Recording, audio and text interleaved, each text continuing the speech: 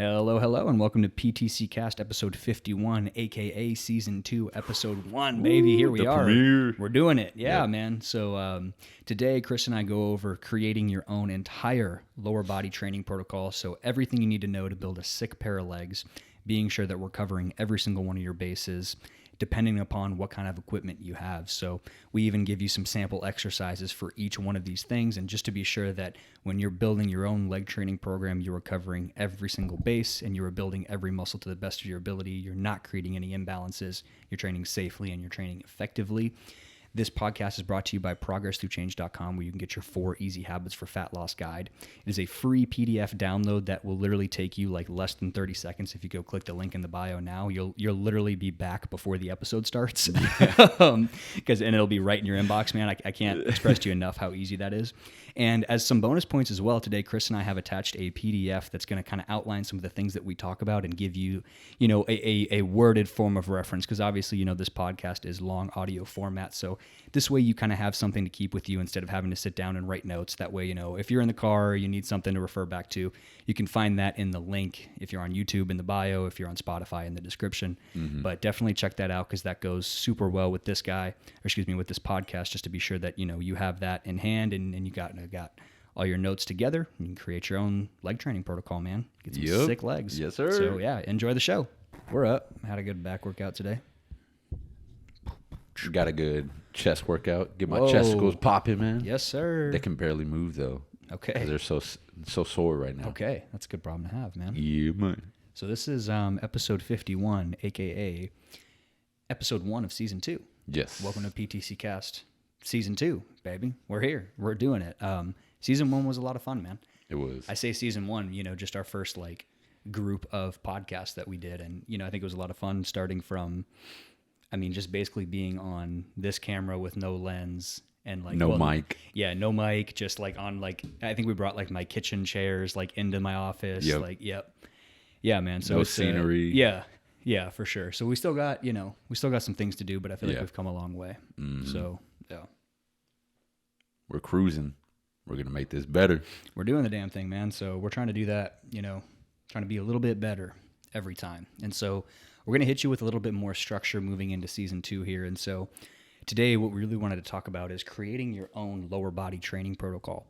And really my goal here is to try to give everyone everything they could need, regardless of what kind of equipment you have available, regardless of, what sort of shape you're in now or where you're trying to go. If you're trying to build muscle, I'm trying to give you every tool you need for a lower body workout. Yeah. And so what we'll even do is maybe we'll come up with a couple different examples if you want to have, up to 2 leg days in a week.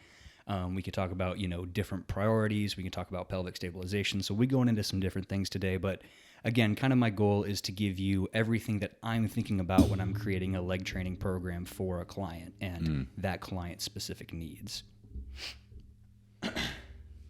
So starting off here, I think one of the most overlooked and underappreciated things in all of training, not just lower body training, is unilateral training. And so we're talking lunges, we're talking step-ups. Why are you smiling at me like because I have no idea what that means. But you're expanding on it, so now one side at a time, man. Context clues, right? Unilateral, side at a time. So all the stuff you hate, right? Yeah. Walking lunges, step-ups, split squats, one leg presses, one leg curls. Unilateral, meaning one side at a time, is really the name of the game when it comes to lower body training, because when we just think of things like barbell squats or leg presses or leg extensions, we miss a lot of the stabilization muscles that happen around our ankles, our knees, our hips, even our lower back as well. So it's really important that you get those muscles up to speed, integrated, and in my opinion, trained relatively intensely. So that way, all of those muscles involved are primed and ready for other things like your barbell squats, your barbell deadlifts, your big 2-legged things. I heard a really good quote once, man, and it was, if you can't stand on one leg, why would you squat on 2? Yeah. And I thought that was really, really something, because you think, how many people can you watch stumble through, a set of walking lunges with 25-pound dumbbells, but, they can squat 315 just fine. Mm-hmm. It's because we'll figure out ways to kind of force ourselves into these positions, even if we can't properly contract through it or stabilize through it. So I really think unilateral movements are one of the most overlooked pieces of leg training. I know that whenever I was programming for you for a little bit, you had a lot of things to say about the walking lunges. Yeah. Yeah, man. Yeah. So I'm on the side where I don't like unilateral movements. Nobody does, man. It sucks. Yeah. That's the reason why it sucks. Yeah. Doing the compound movements or the machines that work both legs. It's so much easier and all of that. But I will admit that every time that I do it, I don't regret it because it makes me feel healthier. It makes my legs feel healthier. One of the biggest things was, hip tightness. Yeah. Before That's a big one. Before I was doing the unilateral movements, and it was things like, the walking lunges, the Bulgarian split squats. I had horribly tight hips. Yeah. To where, if I was sitting down for 5 or 10 minutes, it would be very uncomfortable, literally just to sit down, man. And walking would be uncomfortable. Just the daily things that you do on the daily would be uncomfortable. And yeah, I'm sure that I was an extreme case, but I will admit the unilateral movements were definitely huge when it comes to improving my not only performance, but the health of my legs. 100%. And I think one of the biggest, telltale signs, well, I think one of the biggest reasons we don't focus on them or we don't think about them as much is, in a powerlifting context, all we're thinking about is squats and deadlifts, right? So all we're thinking So it kind of about is just falls back. getting those numbers up, right? Yeah. And then in a muscle building context, all we're thinking of is, going balls to the wall, trying to train like, Ronnie Coleman slapping on weight on the leg press, trying to back squat as heavy. Yeah, man, trying to back squat as heavy as you can. You know what I mean? And there's validity to that in certain scenarios, man. But how many people do you know that directly train their adductors? How many people do you know that directly train their abductors? How many people do you know that directly train their perennials?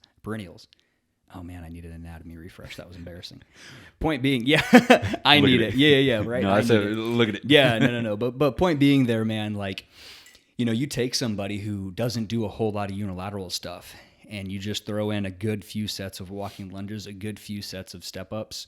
I mean, and again, you can honestly just kind of pick one of these unilateral exercises and see what you find. What I think a lot of people would be shocked with is if you can find a way to match a similar intensity that you would with a bilateral exercise. So intensity, not necessarily meaning load, but just difficulty. So, can you find a way to get a balls to the wall set of, 10 out of 10 difficulty of walking lunges? And that might take you a while to get there. You might have to, you might have to perfect the skill for a little while. You might have to practice the movement, but point being, it's not going to take too much right out the gate to get some of those muscles awake, alive, and moving if you're not someone that's used to training them. And that alone should kind of be that light bulb of, I have a lot of missing links here when all I'm doing is leg extensions and leg press. You know what I mean? Yeah. So should that be before? So whenever I was doing the unilateral movements, I would do it before my main workout. Yep. So I wouldn't train it, 10 out of 10 with the intensity thing. And I still saw the benefits, but yeah, I could imagine how it would have been way better if I would have actually allocated, a full intense multiple sets. Well, I think there's ways to move through that and ways to focus on it more or less independent upon what your specific goal is. And we'll kind of get into that as we move on. But while we're just on the topic, just to touch on it briefly, in my opinion, you can either mainly use them like you did in ways to prep for some of those bigger exercises. So, let's go through 2 sets of lunges before we do a barbell back squat, or let's go through, a couple sets of split squats before we try doing some deadlifts. Like, let's wake up some of that musculature, be sure it's moving and doing what we want it to do. So you can do something like that. You can slap it in the middle of the workout and have it as kind of your big meat and potato exercises where you're really pushing hard for heavy weight, heavy load, and you're really trying to make it happen there. And again, if you're someone who this might be something that's new to you, that might be a method you want to wait on just to acclimate yourself up to that. Or finally, you could throw them at the end of a leg day and you could use them as a finisher, right? So a way to just shove blood into the muscle and to kind of finish yourself off. So maybe that's split squats at the end, walking lunges at the end, et cetera, et cetera. So there's definitely different ways you can place it, and we'll go into that a little bit later. But that's kind of everything I have to say on the unilateral subject for now. So Okay. kind of moving away from there and into one of the next biggest things. So real quick, the Oh, sure. unilateral, that's just something that you said, should be injected in whatever leg program that you're doing. Like that's why you started off with it? Yeah, and we'll touch on it more later again, but I personally think it should be in everyone's routine to some extent. Okay. I mean, I don't care if you're Mr. Olympia, I don't care if you're first time in the gym. It might not be walking lunges for you, maybe it'll be one leg bridges. It might not be loaded split squats. Maybe it'll be, a one leg press. Like there's different variations, and that means different things depending on who you are. But point being there, like I definitely think that every single individual should have some sort of unilateral lower body exercise in their program consistently. Got you. In my opinion.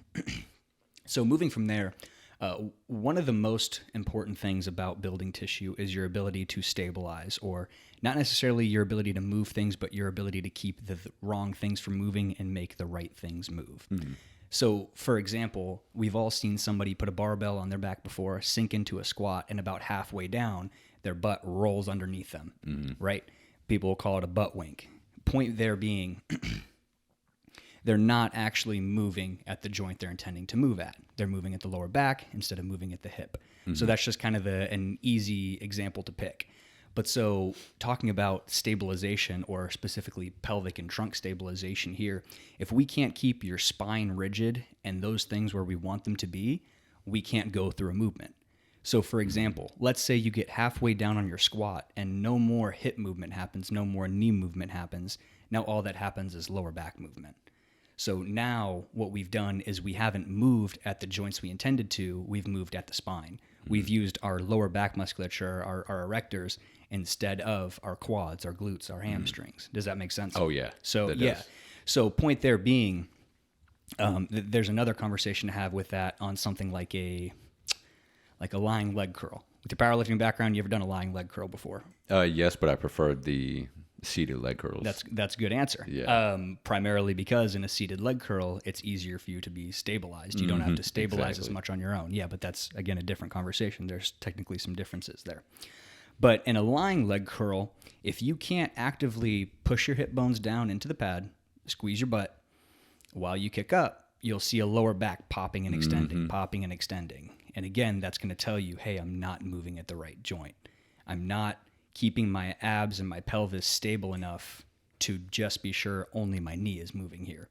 So point being, look into practicing some of your pelvic stabilization. The best way that I could have someone start there is lay down on your back, plant your feet like you're going to do a bridge. You're going to feel a gap of space where your lower back is. That's your lordotic curve. That's normal. We all have that. Lordotic, okay. What you want to do is you want to see if you can push that down into the mat or whatever. And try to flatten it out. And try to flatten it out. And what you'll feel, your hips are going to roll up. It's going to feel like your abs are partially crunched down.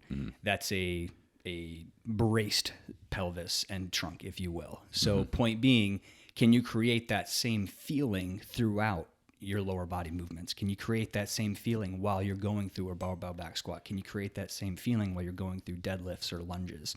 Because if you can do that, if you can keep that spine rigid, we know that lower back's not going to be taking the motion, man. It's going to be your hips. It's going to be your knees. It's going to be the things that we want to be taking that motion. Does that make sense? Oh, yeah. It definitely does make sense. And I know one thing that has always helped me when it came to cueing, bracing, very simple. You get both of your hands, push it into your sides, and then go, yep, and push. Just make that noise, yeah, and you'll feel exactly what it should feel like to brace. Your sides will expand and push against your fingers, and that is what you need to be holding. That position, that tightness, that's what you need to be holding on these leg movements. It'll keep your spine rigid, and it'll keep you safe. Yeah, and one of my favorite ways to coach that is if someone's either seated or standing, you tell them to stand as tall as they can, so reach your head to the sky, and then crunch your abs down like you're going to hit them in the gut, right?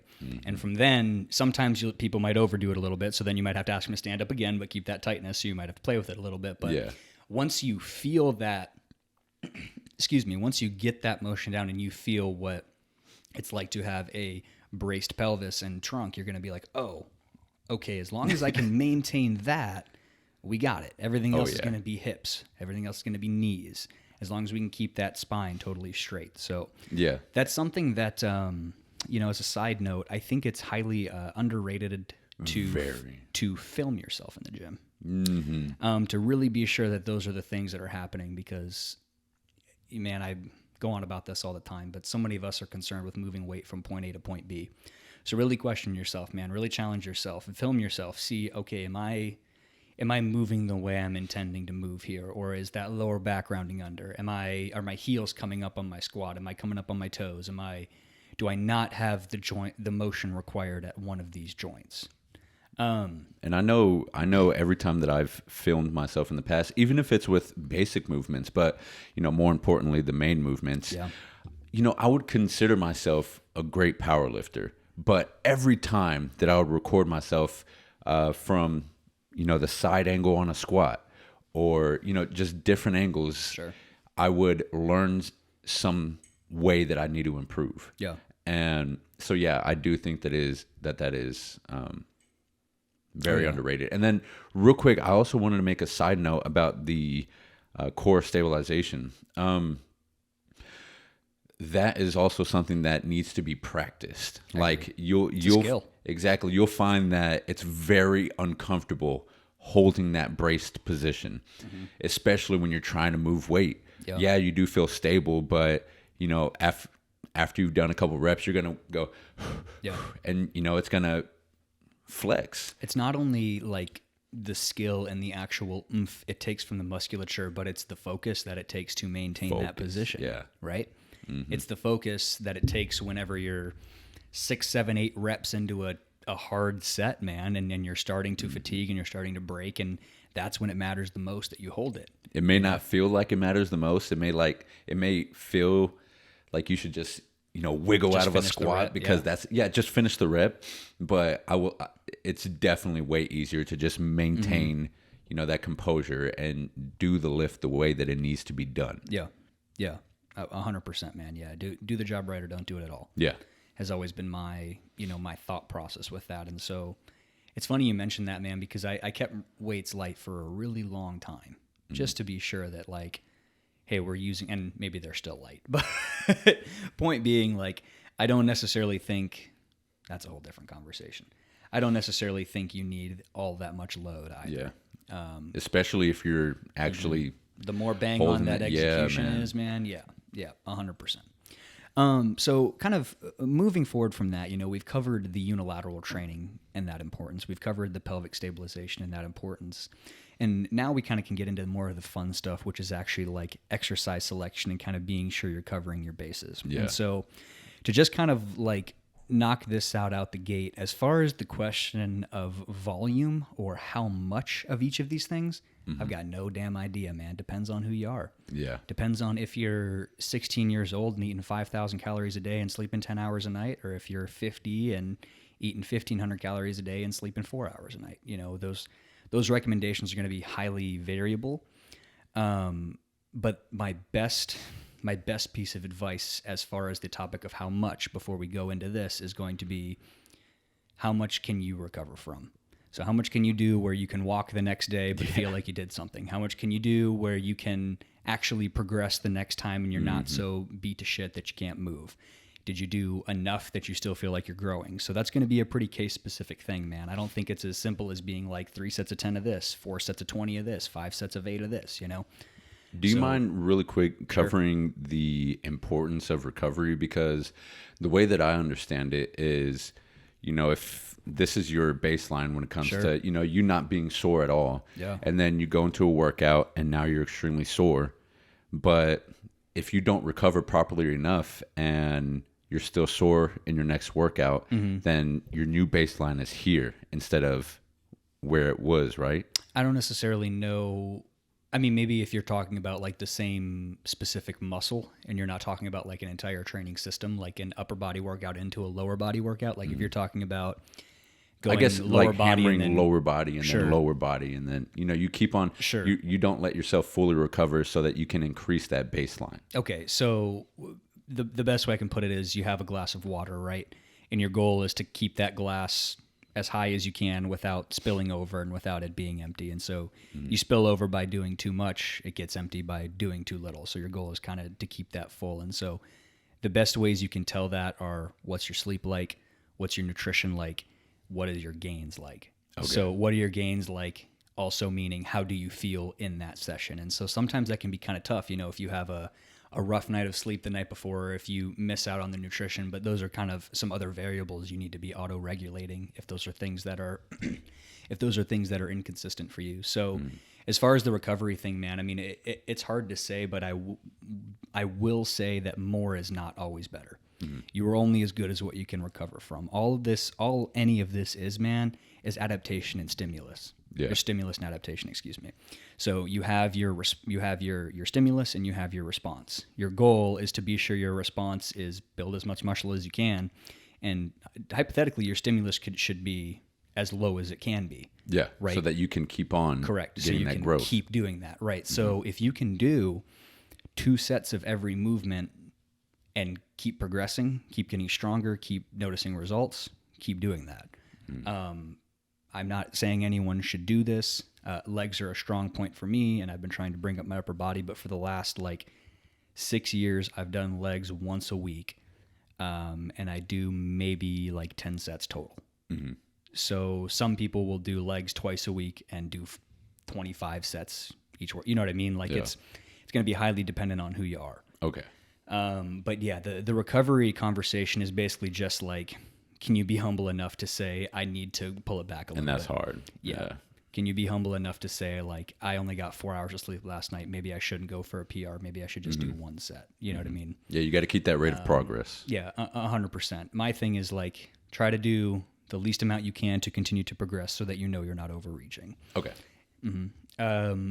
Aura rings or Apple Watches can kind of be a good tool to have to kind of watch that. That is so cool. Yeah. There's some other tools out there as well, but I mean, to be 100% honest, once you kind of start to get a feel for how it is, I don't even necessarily know how critical they are. I'm just real type A and I like the numbers. Yeah. So, but okay. So going into kind of some of the X's and O's of all of this, I would kind of like to break these down into different what's the way I want to term this? Anatomical movements. So being sure the joints are doing a certain movement, and then we'll talk about what exercises I would like to place for that movement. Okay. The reason I view it like that is so we're not being redundant. Sometimes if you do let's say you're doing a heel elevated goblet squat, and then you're doing a front squat. That's redundant. Yeah. You're doing the same thing twice, you're just loading it differently.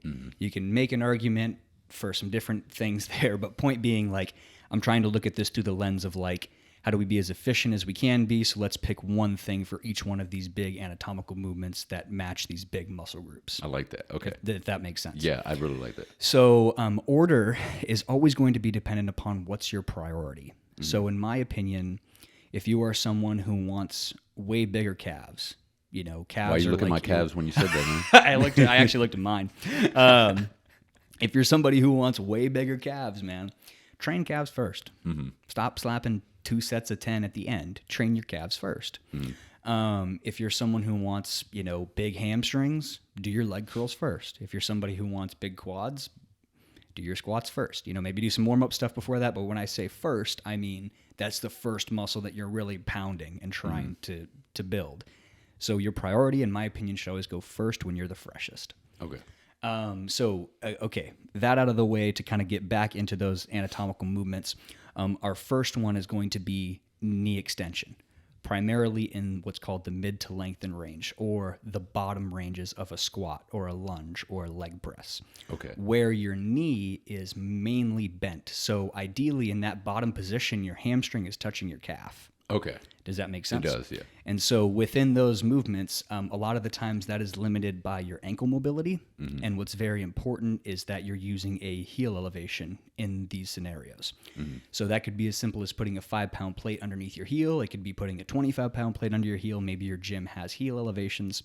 But reason being, that's going to help us with some mobility at the ankle, which is a pretty big determinant factor in if we can actually even get you into the position of Instead of touching falling your hamstring to your backwards. calf. Exactly, or falling forwards, or having your hips tuck underneath you.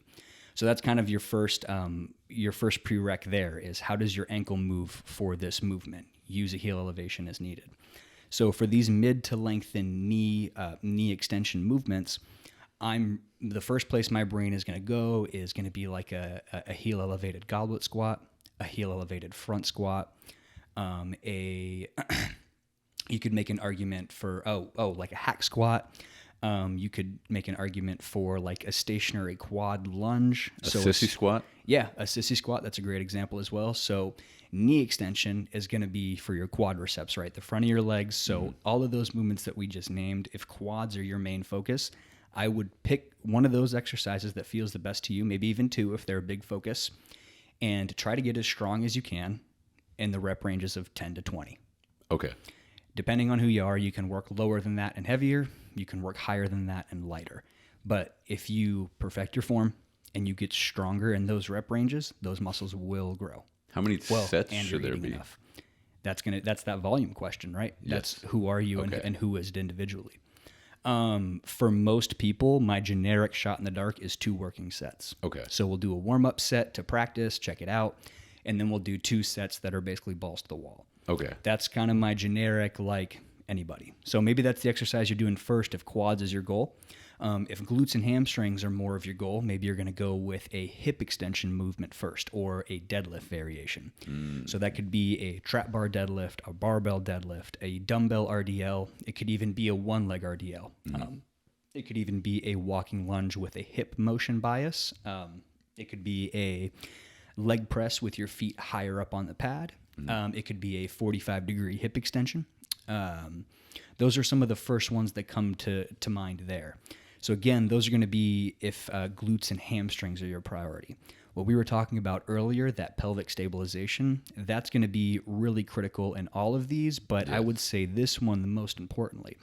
When we move at the hips, when we learn to hip extend or go through those deadlift movement patterns, we can only go through those as well as we can keep our spine straight, or as well as we can keep the lower back from bending and extending more than it needs to, or more than it should be at all, which argumentatively is very little for the sake of this conversation. So point being there, if you're picking any of these exercises, be sure you've got that pelvic stabilization down. If you're someone who's still struggling with that pelvic stabilization, but you want to get to pounding those glutes and hamstrings, you could focus on that leg press variation that we talked about with the feet higher up. The reason being, you're on that pad, we're moving at the hips, so as long as you can keep your lower back flat to that pad, we got glutes and hamstrings going. So that way we don't even need to worry about bracing the spine and bracing the pelvis. So if that's kind of your option there, that's always a pick. And for somebody who maybe doesn't know, or, if they're not willing to record themselves or they don't have people watching their form, I'd say one of the biggest indicators of, you not keeping that pelvic stabilization is getting a pump in your lower back. Yeah. Like if you're doing deadlifts and you're a couple sets in and a couple reps in and you feel your lower back being pumped, then you're definitely not stabilizing your pelvis. And there's one thing I want to clarify there, because I think sometimes we leave people scratching their heads when we say that. It's normal to feel your lower back working in a deadlift. What's not normal is to feel your lower back pumped like you would feel your bicep pumped. Yeah. Or like you would feel like your legs pumped after a leg extension Like a or ball. something like that. Yeah, like it's when Chris uses the word pump, he doesn't necessarily mean stimulation. He means like it literally feels like that muscle is like about to cramp up and freak out on you. Yeah. So that's a good point. So I would say, if you're someone looking for a more beginner variation there, start with a higher leg press. And then just start with like a light dumbbell RDL. Practice that pelvic stabilization. See if you can learn how to move through the hips. As a bonus point, one of my favorite ways to always teach hip extension is do not think up and down, but think forward and back. So when you think forward and back, if you can learn to think back at the hips and forward at the collarbone, that's going to help you keep your spine straight. Yeah. Because now instead of going up and down, we're trying to keep your spine nice and straight, right? Yeah. There's nothing wrong with standing perpendicular to a mirror and checking out your spine and seeing if it's straight when we're working with lighter loads, but definitely be sure that you have that form locked down once we start working with heavier loads, because we want to be sure that spine's staying nice and straight and we're not actively watching ourselves. If you want to see your spine, definitely film it from the side. Yeah, or just have somebody, hey, you mind watching my form? Yeah, from sure. the side. Sure, yeah, or just ask them to film it or something. I mean, come on, man. We live in 2023. People are doing dancing TikToks in the middle of the road, so like you can Get ask, your phone out. Yeah, you can ask somebody to film you in the gym. It's okay. So moving from so we've covered the mid to lengthen knee extension. We've covered the hip extension. Again, maybe that's something that we do for a good, 1 to 2 sets. Moving on, we're going to go into a knee flexion for hamstrings specifically. So your hamstrings are a biarticulate muscle. That's just a fancy way of saying they cross over 2 joints, so they do 2 things. Okay. They extend your hips like we talked about just now with like a deadlift variation. They also bend your knee. So they take your knee from straight to bent. So seated leg curl, lying leg curl. There's even some other leg curl variations out there. People will lie down flat on their back, put their heels up on a rowing machine, put their butt up in the air, kind of do a movement like that. People do a similar thing with like a ball. In my opinion, just stick to either a lying leg curl or a machine leg curl if that's something you have available. Some gyms, I mean, hopefully your gym does. If your home gym probably does not. If not, you could look up maybe like a slider leg curl or something like that. What about having a dumbbell? Just sit in between their legs while they're like a lying leg extension. If they don't have a machine, it works. It's just really, really, really inefficient. Yeah. So at that, if we're going to talk about being a minimalist with this movement, I would look up like a what's the way I want to word this? Go on YouTube, look up like a slider leg curl. Okay. She'll be like laying on your back. You'll put your butt in the air. It's almost like a bridge leg curl variation. Okay. But the dumbbell between the feet thing, man, the resistance curve just doesn't really work. You can't really set it up right. And they even make some other grips out there where it's like you can attach stuff to your ankles. Like you can try to get fancy with stuff like that, but I found that the resistance curve is just so odd that sometimes it's not even worth messing with. Okay. But so ideally here we're going to be going with a lying leg curl or a seated leg curl. If you're going to go lying leg curl, if you're going to go both, let's start there. If hamstrings are your priority and you're going to go both, we're going to go lying leg curl first. Reason being, that's the one where we need to stabilize the pelvis a little bit harder. That's the one where the hamstring's in a shortened position, so you're going to be a little bit weaker here. So let's go lying leg curl first if you're going to do both. Then we're going to go seated leg curl, where, like we talked about earlier, there's a little bit more assistance in bracing due to the semantics of the machine. You can lock yourself down with that pad, and then you can train your hamstrings balls to the wall from there. But if you're just going to pick one, I would pick seated. That's the mid to lengthen range. That's where you're going to be able to load it the heaviest, and that's what's going to be the most efficient for most people. So if you're just going to pick one, let's go with the seated leg curl. If you're going to have 2 leg days, maybe you can do one on one on the other. You can mess with it a little bit. But if we're going to sit down and just, if you're sending me to an island and I can pick one knee flexion exercise, I'm taking a seated leg curl, buddy. Okay. So that's really all I have to say there. Yeah, that's a pretty simple one. There's not too much I really like to mess with otherwise semantically, just because, again, I've found that, the throwing the dumbbell between the ankles and stuff, like sometimes it might, at that point, to me, it just makes more sense to do more deadlifts or something like that. Okay, yeah. So I was gonna say that. Yep. I will say, fellas that are blessed in the glute department, you might want to just be why you pointed at me like that. You want to be doing that knee flexion first, man, because if you're pounding that hip extension, chances are glutes are just going to take it all day. Yeah. So that's another, discussion we could have around structuring the workouts, but we'll either save that for the end or I'll keep moving here. I'm going to consider this one a bonus, but I am going to say it right now, of knee extension. In the shortened position. So like a leg extension machine. Okay. Yeah. A leg extension machine. Yep. Again, semantically, there's some other ways you can mess with that, like with a band or something like that. But using the leg extension machine is pretty important to develop a full set of quads, in that we're training the shortened position and we're really training that rec fem, or kind of that underneath piece. Yep. And so I would say you definitely want to have a leg extension in there. People will say all day that it's terrible for your knees. If you have history of knee pain, it might not be the best exercise for you to load up heavy. Maybe you could try it lighter. Maybe you could play with it yourself and see what you think, instead of just reading things online and then assuming what somebody said on Reddit was God's word. but that's a different story. Anyways, man, point there being, I think leg extension is a good bonus if you're somebody who cares about, building a full set of legs, just because it's going to be sure that we're kind of covering that quad in all of our bases. Yeah. So I don't necessarily think it's a must for everyone, not even a must for most people, but just a must for someone who's trying to build a totally sick pair of legs. So leg extension is a bonus one. Okay. I like that bonus. That's one of my favorite leg workouts, Yeah, man. for sure, man. It's a really good one, dude. And so we've kind of covered the mid to lengthen for the knee extension, right? So basically our big squat variation, that's a quad dominant. We've covered our hip extension, so our big deadlift variation, that's going to be glute and hamstring dominant. We've covered knee flexion, which is going to be our isolation of the hamstrings. That's going to be mainly hamstrings, a little bit of calves. And then we also want to be sure, in my opinion, again, like we talked about, that we have a unilateral exercise that we're actively training and trying to progress. So earlier you had mentioned, using a unilateral exercise as a way for you to warm up for your powerlifting sessions or something like that. There's nothing wrong with that. In fact, that's a really good way to warm up and prep yourself. But in my opinion, we also want to be having a unilateral movement either in the middle or at the end of a workout for sure that we are pounding or actively trying to get better at. Okay. So there's when you're just warming up, you're just doing a couple reps just to prep that musculature, right? But in my opinion, we need to have an exercise that we're actually trying to get better at. So maybe in your scenario, you did walking lunges and split squats, then you went and did your barbell back squats or whatever. After that, maybe we're going to go into weighted split squats where we're going to try to get heavier every week, or we're going to try to add reps every week. Like a unilateral movement that we're treating like we would any other bodybuilding movement, and that we're trying to add reps, add weight, right? So whether that's in the middle of the workout, at the end, it can even be at the beginning, but if it's at the beginning, we want to be sure we're also using it as a way to push and to progress. Yeah, it's right? about the priorities.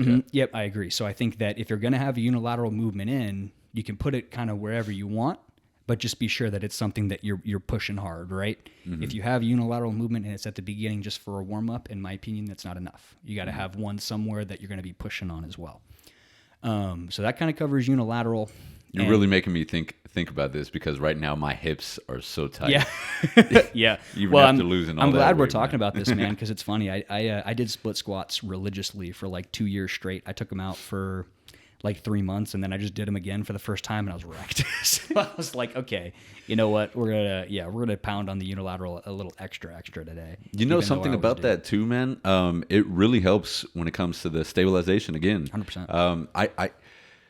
So I stopped doing the compound lifts, the heavy lifts, and I've kind of been neglecting the stabilization. Yeah. But every time that I don't know, felt the need to improve it, I would definitely do unilateral movements. Yeah. And it would drastically improve my ability to just stay stabilized in whatever leg movement, upper body, whatever it was that I was doing. Okay. I like that, man. Yeah.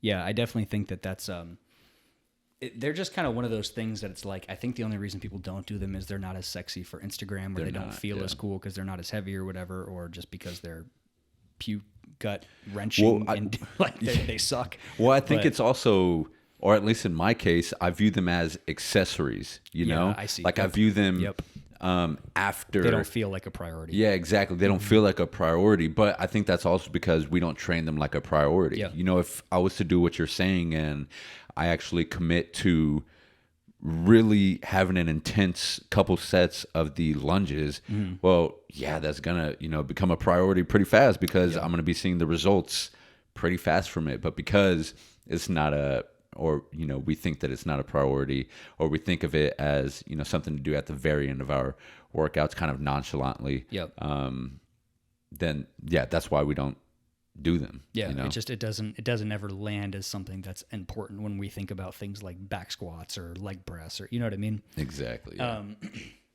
So again, trying to keep us all kind of in check and be sure everyone's along for the ride here. Yeah. We got our mid to lengthen knee extension, right? Our big squat variation.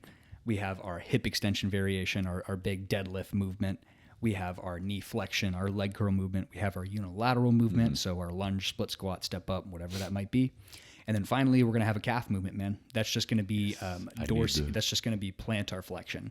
right? Some people like to do dorsiflexion as well, which is a fancy way of saying, the little toe raise to get the shins going as well. But if you're hitting a lot of these other deeper movements, you might not need that guy as much directly. That's going to be kind of case specific. But so for sake of this conversation, let's just talk about plantar flexion or your standard calf raise. A couple different ways we can look at this. Most people I just have do a body weight calf raise. I found if you can teach most people how to do a decent enough calf raise on 2 legs and on 1 leg, they can build calves that are plenty enough for the average Joe. If you want to build a sick pair of calves, you might want to master that first and then figure out some other ways to load it, maybe like a standing calf machine. You can use a leg press machine, just keep a soft bend in your knee and be sure you're moving at the ankle. A couple different things we can do there. Seated. You could do seated as well. Yep, and that's a different conversation as well because that's a little bit different. So it's like both, if we're right? doing correct. So if we're going to do a seated calf variation, we're also going to be incorporating that lower portion of our calf. So it is important that we have a seated variation, and it's important that we have a straight leg variation or a standing variation. So that's something you could kind of switch week by week if it's a priority. Maybe you do both of them, but you definitely want to be sure that you're doing. Again, not necessarily even in the same session or really even the same training block, but you want to be sure that at some point you're doing a calf raise with a straight knee and a calf raise with a bent knee. Okay. So like you said, that could be a seated calf raise. I've even just put dumbbells on my knees, sat at the edge of a bench, and done calf raises. I mean, there's tons of different ways you can kind of mess with it. Calves tend to be one of those things that people just kind of slap at the end. In my opinion, you have no business doing that unless you're someone who either doesn't care about calves or already has better calves than you ever want. It's a Some muscle. high school coach calves. Yeah, man. It's a muscle just like any other. So in my opinion, it should be treated just like any other. It kind of just gets put on the back burner sometimes. So definitely, man, if calves are something that's a priority for you, again, try to get strong in that 10 to 20 rep range, man. Try to perfect your form in that 10 to 20 rep range. Be sure you're just using that calf. You're not rolling that foot around, right? You're staying on the ball of that foot the whole time, and we're just moving at the ankle. So and that's the tough thing too, man, is everything we've talked about today doesn't even go into the lens of, or into the conversation of the specifics of form within each of these exercises, which is right? huge. Yeah. So with everything that we've listed today, like the biggest thing that I would like to drive home is looking at each of these movements as a skill in and of itself, man. When you do that and you respect that for what it is and you look at it as a skill to get better at, you will get more out of it. So instead of being so concerned with adding 10 pounds to your squat, be more concerned with mastering the bottom position. Instead of being so concerned with, adding 10 pounds to your deadlift, get good at pausing in the bottom. Yeah. Does that make sense? So, yeah. Point being, like, let's be sure that our form is like 100% bang on. Well, maybe not even 100%. We're at maybe 95%, maybe 92%. But have high standards for it. Yeah. Give yourself high standards, man. You don't need to have you don't need to be paralyzed by it. You don't need to feel like, if you see one wrong little thing, you can never go heavy again. Like, there's definitely ways to kind of have little league syndrome with that. But in my opinion, it's really important that you're taking that 100% seriously, man. So to kind of wrap all of that up and put a bow on it, your complete leg workout, if your complete leg workout without any priorities taken into account is going to be a mid to lengthen knee extension, a hip extension, a knee flexion, a unilateral movement, and a calf movement. So let's make a quick example here. I'm going to kind of bulletproof through these. I'm going to knock these out really quick. Okay. Let's say quads are your focus. Let's say you want to build quads mainly. So let's knock out our priority here. We're going to go knee extension in the shortened position first. We're going to go leg extension first. Okay. Then we're going to go into a unilateral movement before we start loading up too much. So we're going to do some walking lunges then. Then we're going to go into our mid to lengthen knee extension, where we'll do our front squat or our heel elevated squat, where we'll really load it up. We'll try to build that form. We'll look at that as like the big meat and potato exercise. We'll push that hard. From there, we'll go into your knee flexion, then we'll go into your hip extension, and then we'll go into your calves, right? So we can kind of break that down in that order if quads are your focus. Maybe hamstrings are your focus. So let's go knee flexion first. Let's do that seated leg curl first. Then let's go into a barbell RDL. So that way we're prioritizing our hamstrings first, then we're getting a little bit of hamstrings and glutes. Then we can go into whatever else, right? We can go into quads, then calves, then unilateral. We can go into unilateral, then quads, then calves. I mean, we can break it down however you want, man. So it's like, as long as you're putting what's most important to you first and you're nailing kind of these 5 bullet points, you're going to have a complete leg workout or a roughly complete leg workout. One thing I would encourage as well, especially if you're someone who might not understand the exact ins and outs of all of it, is don't be afraid to kind of plop exercises in and out that fit within those categories. You know, I just kind of talked up the seated leg curl and talked about how much better it was in the lying leg curl. But if you hop on a seated leg curl and all you get is calves, but you hop on a lying leg curl and your hamstrings season up on you, well, go lying leg curl, man. You know, if you find that a barbell back squat is the best way for you to get quads, and if you try to go front squat, it just tears your shoulders up, well, go barbell back squat, man. Like the point is like pick the one that's going to work and fit the best for you, and then try to get really good at it. Just be sure we're covering all these bases if you're trying to build a complete set of legs, right? Does that all make sense? That was a lot of info. Yeah, but that was awesome because it was clear, man, and it was organized. So yeah, I like it. Okay, cool. So that's kind of, so let me, for me than for anything, I'm going to go through all of that one more time, right? Okay, so number one, and this is in no order. In number one, we've got our mid to lengthen knee extension. This is our squat. This is our heel elevated squat. This is our front squat. This is our stationary lunge where we're just moving at the knee for quads. This is a Smith machine squat with your feet out front. This is a leg press with your feet low on the pad. This is a squat movement or a movement in which your knee mainly bends and we touch that calf to that hamstring. We've got hip extension or a deadlift variation where we're moving at the hips through a significant range, right? This could be a barbell RDL. This could be a traditional barbell deadlift, a trap bar deadlift, a dumbbell RDL, a one-leg RDL, a walking lunge at the hip, a movement where your body is bending and extending at the hips, right? So that spine is staying straight. Some of these we even move at the knees too, right? Like a walking lunge at the hip or a leg press. But as long as we're biasing the hip through that motion, right? So that knee's not bending too much, that hip is what's moving. We have your knee flexion or our seated leg curl or our lying leg curl. Being sure you're keeping that shin tight, you're pulling those toes towards you while you're kicking that heel down, trying to get that hamstring working. We have our unilateral movement. So again, that could be walking lunges, split squats, step ups, one leg press, one leg curl. I mean, we have one leg hip thrust. I mean, you have tons of different options to work with in here. And to be honest, out of all of these, this is the one I would be switching up the most often, unless it's the one that you're pounding at the time. If it's the one that you're pounding and you're trying to actively get better at, obviously you got to keep it in so you can keep practicing it. But if it's something you're doing for warm-ups, it's okay to maybe try one leg hip thrust one week, walking lunges the next week, step-ups the next week. That's something you can play with a little bit. Okay. And then we have our calf raise, right? So whether that's a body weight calf raise, whether that's a leg press calf raise, whether that's a seated calf raise with a knee bent, those are kind of some different options there. So those are all of our kind of 5 big bullet points to hit. I will say, we had the conversation of redundancy earlier. There's not necessarily anything wrong with repeating some of these movements if you find that they're things you like or they're things that are priority for you. I would just be hesitant with your volume around them. So, earlier I said you shouldn't front squat and heel elevate goblet squat, but maybe you just like to. Well, that's fine, but maybe we'll just do like 3 sets of all of that total instead of 2 sets each. Okay. You know what I mean? So, and that's because of the recovery? That's just to be sure you're not pounding the same thing over and over again. Oh, the redundancy. That's so right. Yeah. So again, it's okay if you want to do some of these things, that's fine. Just be sure you're not doing the same thing over. You know what I mean? Like you watch guys do easy bar curls and then cable curls and then dumbbell hammer curls. You know what I mean? And it's just like, okay, you're doing the same thing with like a 2% difference. So at point being there, you can do the same thing. It's not like you're going to die or your knees are going to explode or anything. It's just important to keep in mind that it might not be as efficient as you could be, or, unless that thing is a priority and you want to just be sure you're pounding it as much as you can. Okay, got you. Yeah, man. So that's going to be like everything you need for an entire lower body training protocol. You fit those 5 things. You pick the exercises that fit those things the best for you. You get strong as fuck from 10 to 20 reps. You eat enough protein. You sleep enough. You're golden.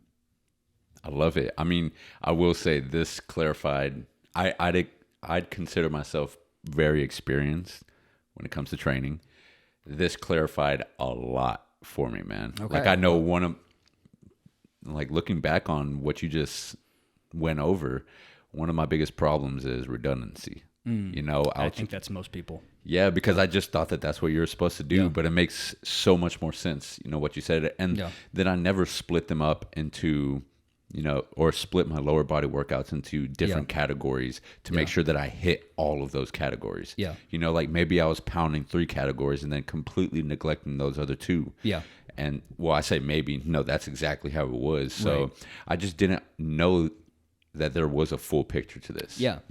Yeah. And I just feel like it's an important conversation to have, breaking it down through the anatomical terminology, right? Mm-hmm. The hip extension and the knee flexion, because when you talk about that joint specifically, that starts to clarify it a little bit more for the average Joe as to what we're doing within that movement. So like, you can watch people go through a barbell back squat that is a classic full range of motion, but their hamstring will never touch their calf. Mm-hmm. So that wouldn't be the mid to lengthen knee extension exercise for that person. Yeah. Right?